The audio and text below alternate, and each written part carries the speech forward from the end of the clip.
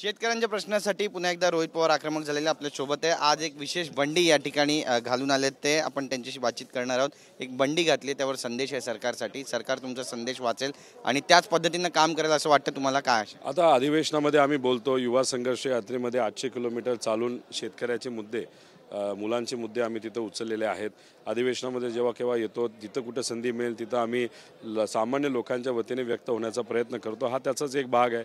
काल CM साहेबांचं भाषण ऐकलं, त्याच्यामध्ये शेतकऱ्यासाठी काहीच नव्हतं। म्हणजे तुम्ही दुष्काळ जाहीर केला पण मदत किती देणार हे तुम्ही सांगत नाही।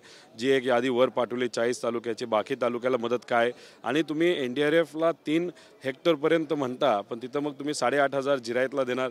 आमचं मत आहे की तुम्ही NDRF गुणिले 3 पट मदत करणार का 4 पट, हे तुम्ही कुठेतरी शेतकऱ्याला सांगितलं पाहिजे। अवकाळी पाऊस जो आला त्याच्यात जे नुकसान झालं त्याच्याबद्दल तुम्ही बोलत नाही। त्याच्याचबरोबर कपाशीचे भाव पडलेत, सोयाबीनचे भाव पडलेत, त्याच्याबद्दल काय? द्राक्षाचं नुकसान झालं, तर हे सगळ्या मुद्द्यावरून कुठेतरी ते बोलायला पाहिजे होतं। पण त्यांचं भाषण हे राजकीय भाषण होतं। चेष्टा मस्करीमध्ये दुर्दैवाने त्यांनी काल सगळं भाषण केलं। आता ते झाल्यानंतर आम्हाला त्याचा विरोध करावाच लागतो, हा त्याचा एक भाग आहे। मराठा आरक्षणावर सरकार आपला रिप्लाय फाईल करणार आहे, मुख्यमंत्री भाष्य करणार आहेत। किती अपेक्षा आहेत मराठ्यांना आरक्षण मिळेल?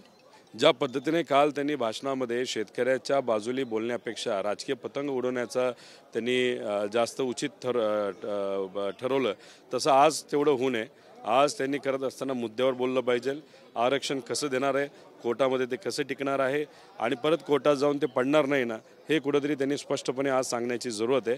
ते भाषण कसं होतं आहे, त्यामध्ये काय मुद्दे घेतात याचा एक अभ्यास करून नक्कीच त्याच्यावर आम्ही सर्वजण कॉमेंट करू। रेशीम बागेमध्ये संघाचा बौद्धिक होता, अजितदादा आणि संपूर्ण NCP त्यांच्यासोबत जे आमदार गेले ते कोणीही तिथे गेले नाही। भाजपचे नेते म्हणतात की खरं तर अजितदादांनी यायला हवं होतं, बौद्धिक काय असतं ते सुद्धा पाहायला हवं होतं, त्याने फायदाच होतो।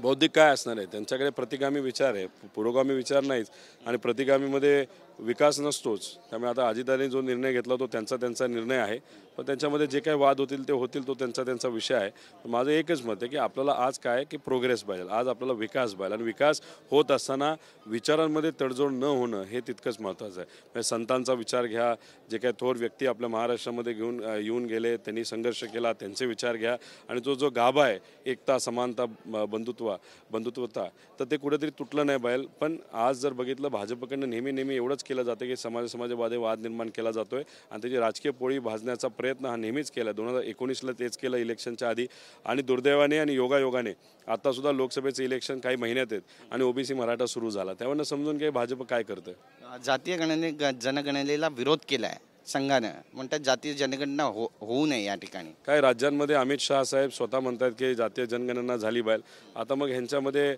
विचारामध्ये तफावत आली का काय, हे कुठेतरी आपल्याला बघावं लागेल। मग एका बाजूला त्यांचे देशातले नेते वेगळं बोलतात आणि इथं हे वेगळं बोलतात, त्यामुळे हे कुठेतरी। आणि दुसरं, तुम्हाला जर आरक्षण द्यायचं असेल तर जातीय जनगणना द्यावंच लागेल, कारण इंदिरा साहनी केसमध्ये स्पेसिफिक कंडिशनमध्ये इम्पेरिकल डेटा हा मुद्दा आहे, आणि इम्पेरिकल डेटा जर आपल्याला गोळा करायचा असेल तर जातीय जनगणना जर केली तर त्याच्यामध्ये जो काय कुठला समाज असेल त्याला जो काय न्याय द्यायचा आहे, आकडेवारीच आपल्याकडे असेल, तर त्यामुळे सोशो इकॉनॉमिक सर्वे करणं हे आपल्या सर्वांसाठी अतिशय महत्त्वाचं आहे। ते त्यांना नको असावं। त्यांना काय की कोणाला हक्क जर मिळत असेल तर त्यांना आवडत नसतो, त्यांना वाद नक्कीच आवडत असतो। म्हणजे आरक्षण नाही मिळालं पाहिजे हे त्यांच्यासाठी चांगलं आहे, पण वाद झाला पाहिजे हे नेहमी ते प्रयत्न करतात। त्यामुळे आरक्षण मिळणं नाही पण वाद राहिला तर याचा राजकीय फायदा हा BJPला नेहमीच झाला आहे। अमोल मिटकरी म्हणतात की अजित पवार यांनी मुख्यमंत्री यावं, हा माझा न्यू इयर रेझोल्युशन आहे 2024चा। नाही, चांगलं आहे। म्हणजे त्यांना मी शुभेच्छा देतो। आपापल्या नेत्यासाठी सगळ्यांनीच प्रयत्न केले पाहिजे, ते सुद्धा तिथं प्रयत्न करतील। पण तुम्हाला एक सांगतो की जे काही मध्य प्रदेशमध्ये झालं, तसंच राजस्थानमध्ये झालं, एक नवीन चेहरा तिथं पुढे आणण्याचा प्रयत्न हा भाजपने नेहमी झाला। महाराष्ट्रामध्ये सुद्धा एक वेगळाच चेहरा पुढे आणतील, तो आल्यानंतर मग काय ते करणार आहे ते आपल्याला बघावं लागेल। ठीक आहे, त्यांचा मुद्दा, आणि लोक निवडून देत असतात एखाद्या व्यक्तीला, त्यामुळे लोक ठरवतील उद्या महाराष्ट्राचा मुख्यमंत्री कोण असतो। रोहित पवारांचा न्यू इयर रेझोल्युशन काय? एक शेवटचा प्रश्न। विचारासाठी आत्तापर्यंत लढलो, याच्या पुढे लढेल। जर पूर्वी 90% लढलो असेल तर आता 99% ते 100%पर्यंत मी लढत राहील। काही झालं तरी दिल्लीसमोर आम्ही झुकणार नाही, घाबरणार नाही।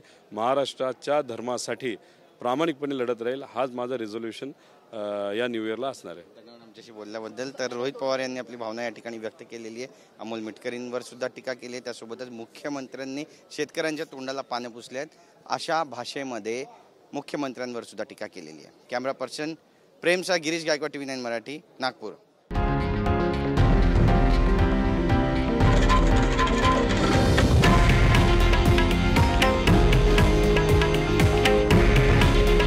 हे आहे देशातील नंबर 1 न्यूज नेटवर्क आणि आपण पाहत आहात TV9 मराठी.